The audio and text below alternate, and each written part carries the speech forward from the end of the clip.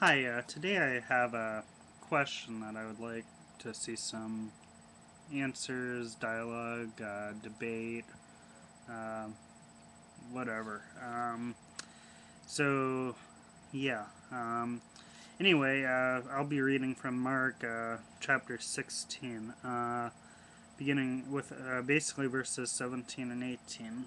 Um, in this passage, we find that in chapter 16, Jesus has already been crucified. He's died and rose from the dead, and then he basically uh, commissions his disciples. But what I find puzzling about this is found in verse 17 and 18. He says, "These signs will accompany those who believed.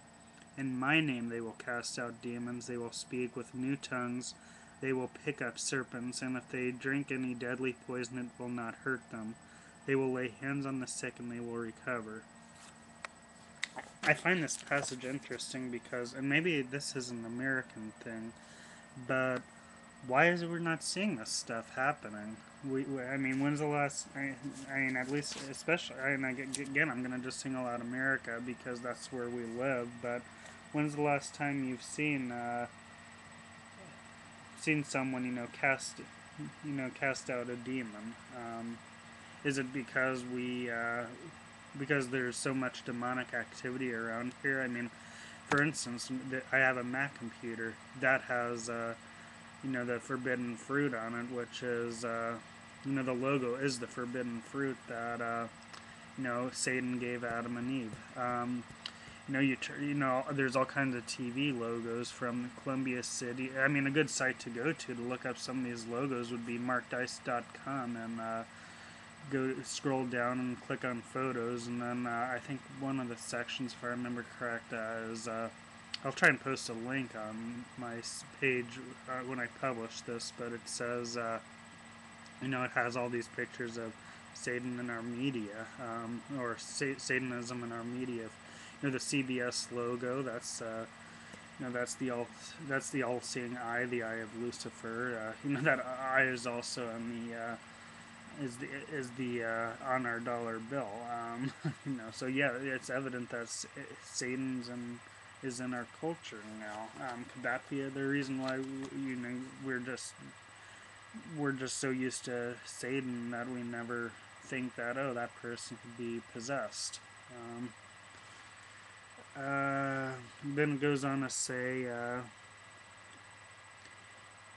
they will speak with new tongues. I know lots of people have different ideas of what speaking in tongues is, but I'm pretty sure from Acts, it says that the disciples who, I think it's Acts chapters 1 through 2. Um, it says that the disciples, when they got the Holy Spirit, they were speaking in tongues, and everyone there understood them. So I take that to mean that, let's say we had 1 million people in a room. Some people spoke Chinese, some people spoke English, some people spoke Spanish, and some people spoke even uncharted languages that we haven't deciphered yet. Well, basically, if I was to stand up and speak, I take that to mean that they all hear me in his or her native language. I kind of look at it as, God confused the language, so surely He could put it back together to, even if it's for a temporary thing, so that His gospel could be preached. Let's see.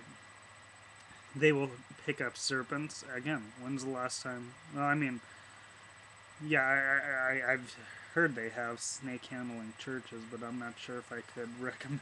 In fact, I don't recommend those kinds of churches. But and then it go, but still, of course, I think I don't think it means serpents as in snakes. I think it means literal serpents, like not literal serpents. Demons. Um, and then it goes on to say we should be able to drink deadly poison, and I'm not sitting here saying to go and drink deadly poison. No, I'm not saying that at all. But according to this, it should be something, and I'm thinking with that it means that if we were to be arrested by the authorities for preaching the gospel, and they put us to death, and their way of putting us to death is through drinking poison. Does that mean we live through drinking poison? I don't know. And then finally, it says that it will not hurt them. Oh, I'm sorry. And then if we lay our hands on the sick, they will recover. I mean, when's the last time you've been to church in the U.S. and if someone's sick, maybe they have cancer or something, and everyone in the church places their hands on the person's cured. We don't see this kind of stuff. So I'd like to know, why is it in the church today we don't see this kind of stuff? I'd love to hear people's answers to this. I'd love to see some dialogue in my comments. Please comment and let me know what you're thinking. I have came up with a few answers. Let me see here.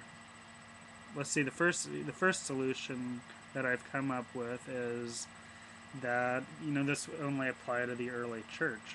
However, the problem I have with this is that did Jesus say this will only be for only at first the church will be able to do this, only for a while?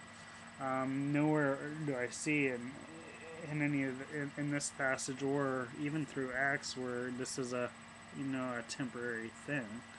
Another option I've come up with is people who now walk in the faith just do not believe this passage.